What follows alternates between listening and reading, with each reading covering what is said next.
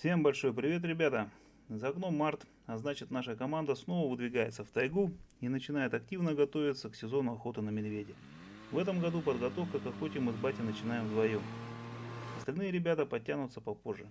Для тех, кто впервые зашел на канал, в двух словах поясню. Мы с батей профессиональные охотники, живем и охотимся в Бурятии на берегу озера Байкал, в хребте Хамар-Дабан. Часто к нам присоединяются наши многочисленные знакомые из разных уголков России. Охотимся мы легально и соблюдаем все нормы охотничьего законодательства. Итак, с приветственной речью покончено. Кто до сих пор не подписан на наш канал, подписывайтесь сейчас, а то потом забудете. Кто уже подписан, тот большой молодец. Но у нас впереди еще очень много работы по подготовке охоты, и часть ее я вам с удовольствием покажу.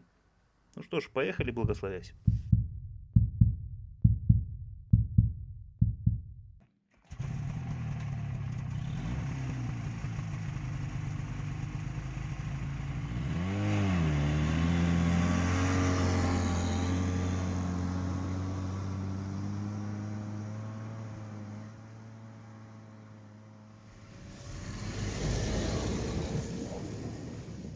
Начинаем мы свою бурную деятельность, как обычно, с самой дальней точки. Это более чем полста километров от поселка. И в условиях тайги это достаточно приличное расстояние. Нарты с привадой мы загрузили еще с вечера, поэтому без всяких помех выходим затем. В этот раз взяли с собой собак на променад, и иногда приходится их ждать. Но вообще бегут собачки ходко и особо не отстают.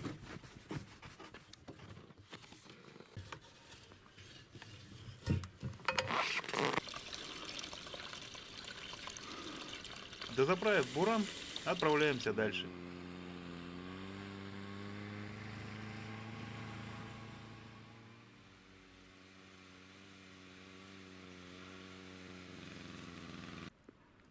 Несмотря на внушительный груз, до места добрались без приключений.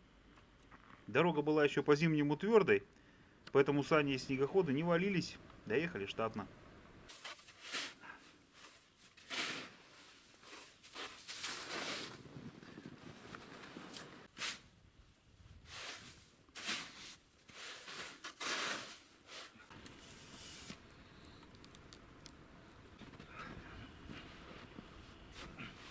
Осталось теперь лишь закопать в снег медвежий корм, и можно смело пить чай и отправляться домой до следующей порции.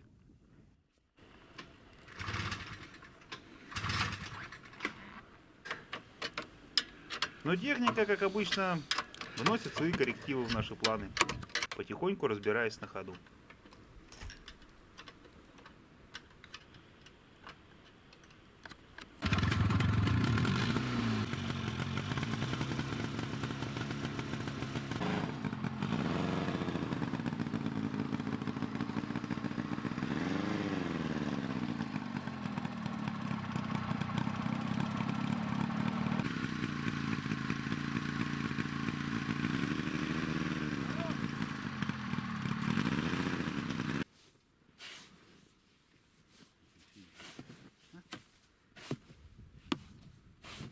Как-нибудь его лети, чтоб нарты не разлетели.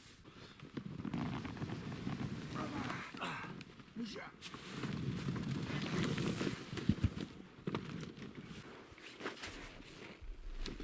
Туши мы накрепко привязываем к деревьям тросами, потому что медведь, зверь далеко не глупый, и понимая, что на открытой местности находиться ему опасно, всегда норовит утащить добычу подальше в лес, ну и уже там ее спокойненько слопать.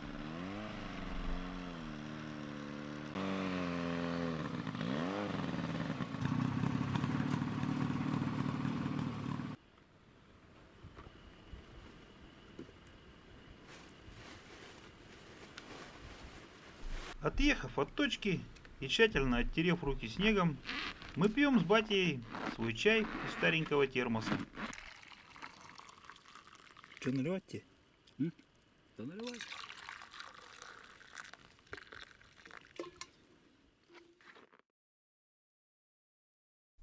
Собаки, набегавшись, сами лезут в санки и безропотно дают себя привязать. На сегодня наша работа закончена.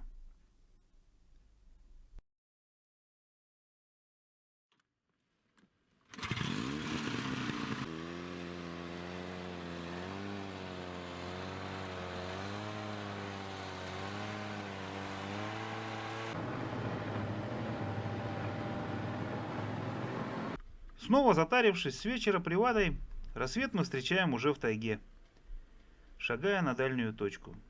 Эта точка у нас самая южная, и медведи на нее начинают приходить рано. Поэтому и привады на нее требуется очень много, ведь зверей нужно удержать. А утро выдалось морозным, солнечным и каким-то хрустяще прозрачным. Красота вокруг стоит просто неописуемая.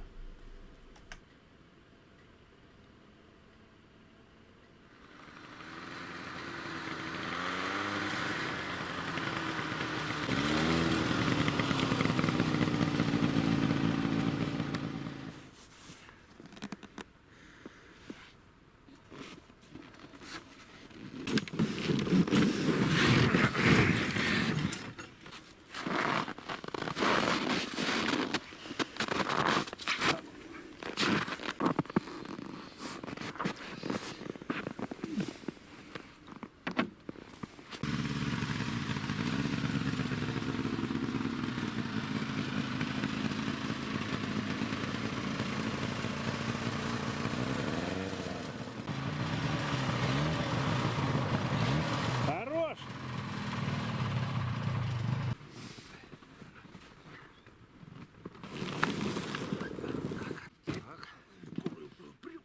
А куда ее?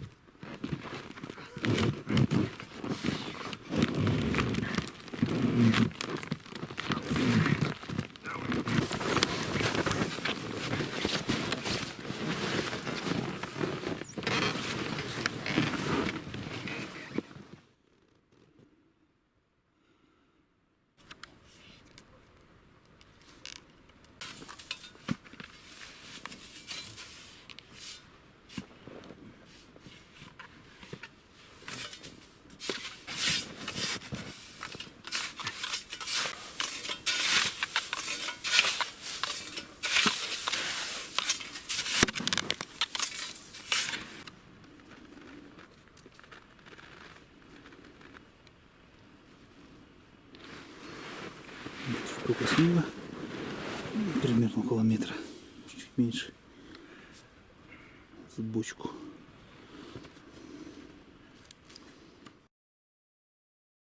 Сейчас идем подправить с батей лабаз. Взяли мы с собой рулон из аспана. Проколотим все щели. А то ветра здесь задувают порой просто умопомрачительные. И в какую-нибудь метель сидеть даже в закрытом лабазе бывает, ну, крайне неуютно. Ну, в общем, еще полчасика работы у нас есть.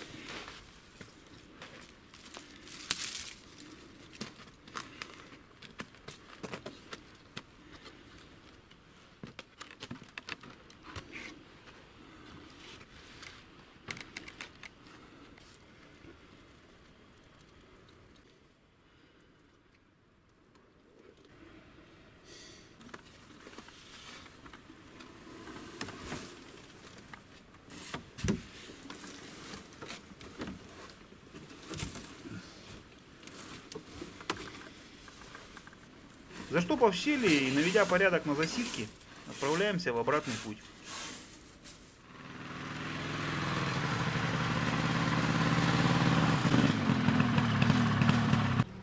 Вообще-то говоря, работа по подготовке к медвежьей охоте начинается у нас задолго до начала сезона. Еще зимой мы ездим в район на фермы, собираем шкуры, потроха, договариваемся с сборщиками скота и фермерами. Ведь одной бочкой рыбы или потрохами зверей на приваде надолго не удержишь.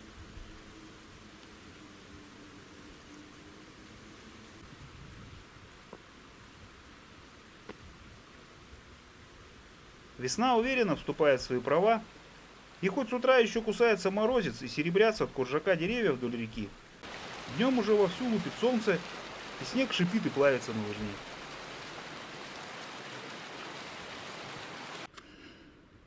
На третий день работы техника начала не выдерживать. Сломался шток амортизатора. На этих кочках лопнул. Придется разбирать, снимать пружину, Снимать амортизатор.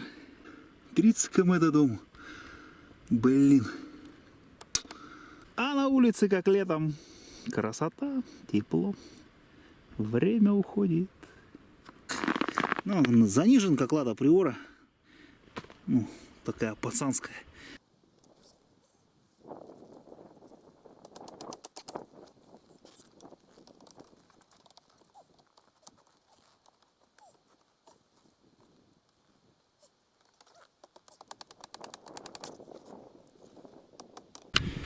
Ладно, чашку достал. Вот где лопнула. Вот вражина. Ай, блин. Далеко до дома-то. Придется тащиться, варить это дело. Болт-то хоть не сорвал. Не очень, конечно. Работы, ё-моё, лишней немерено. Вот такой ерундой занимаешься тут вместо шашлыков.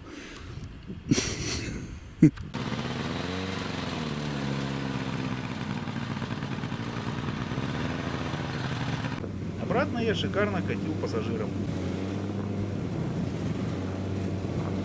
Буран, в свою очередь, тоже подкинул сюрпризец. Сломала рулевую сошку, но батя не растерялся, применил свою знаменитую смекалку, и до дома мы все-таки добрались. Вот на чем приехал дедушка. 30 километров на отвертке. Видишь, пришлось разгибать ее. Одна отвертка. И этот сушку туда всадать.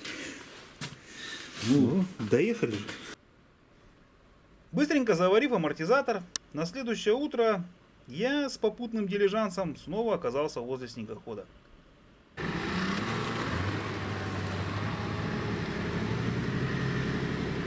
Подбросили меня до моего снегохода. Товарищ подвез. Все, собрал, поставил. Поехал домой. Все молотит, все работает. Отремонтировал, короче. Завтра снова в дорогу. Следующую же нашу заброску пришлось сделать в метель. Снег повалил просто стеной.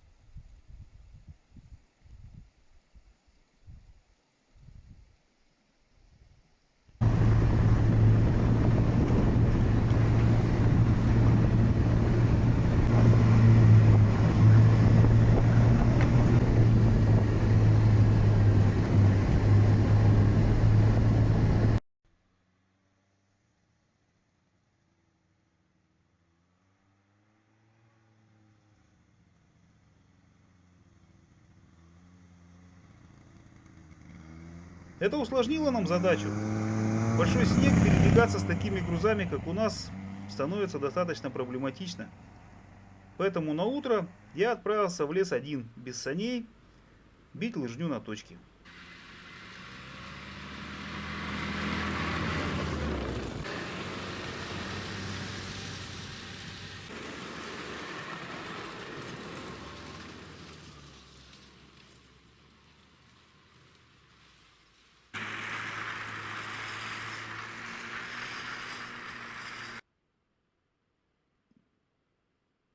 Снега в тайге оказалось гораздо меньше, чем я ожидал, и я радостно топил на второй. Пока я вертел головой и любовался рассветом, дорога неожиданно ушла из-под снегохода, и я оказался позорно перевернут вверх тормашками. Ну что ж, бывает и такое в нашей практике. Редко, конечно, но бывает.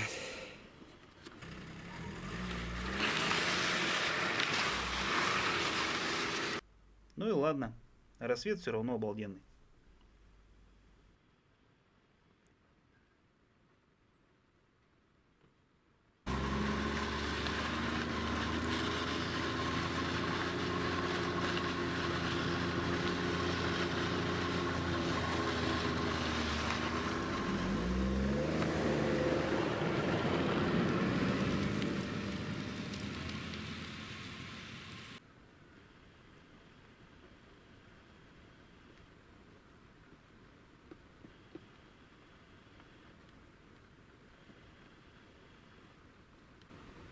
Пришел на базу.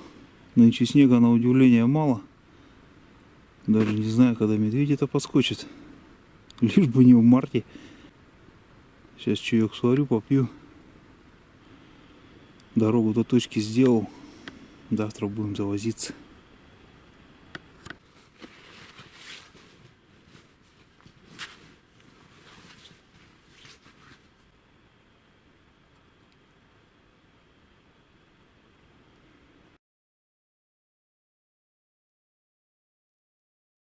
Ну, здравствуйте.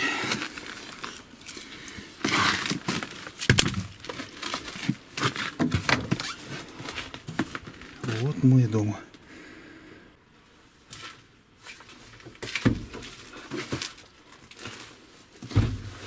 Ой-ой-ой. Даже мышей нет. Это здорово.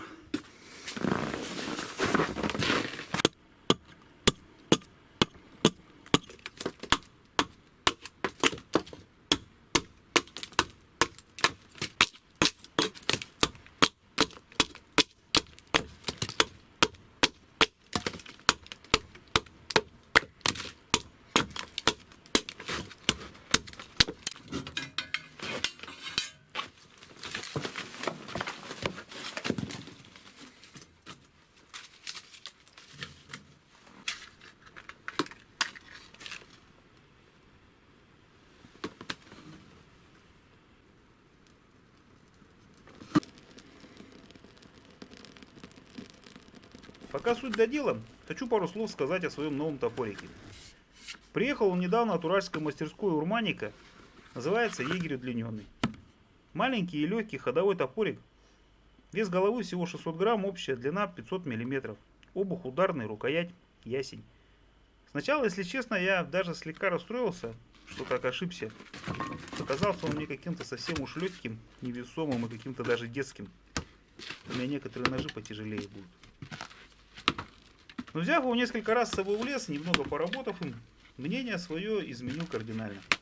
Для своих конкретных целей, именно как ходовой повседневный топорик, он подходит практически идеально. Костерчик развести не проблема, ветки там обрубить легко, дерево небольшое перерубить тоже легко. Даже с учклявыми чурками справляется достаточно неплохо. В общем, вполне можно рекомендовать. Вещь хорошая, качество исполнения очень достойное. Единственное, что не зашло лично мне, рукоять слишком тонкая показалась.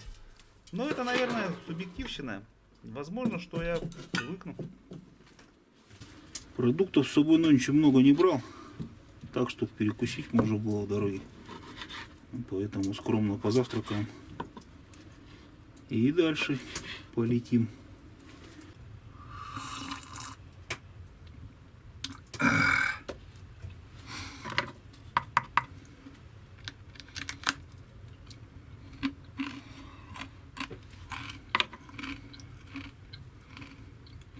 Быстро-быстро пить чай и дальше шагать.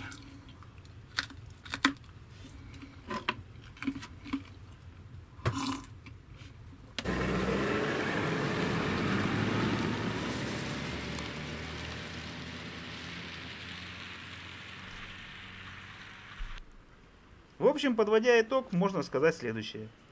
Подготовка к охоте у нас идет полным ходом, аж спина трещит. Сезон охоты уже не за горами, так что скоро начинаем. Кто досмотрел до конца, тому персональное спасибо.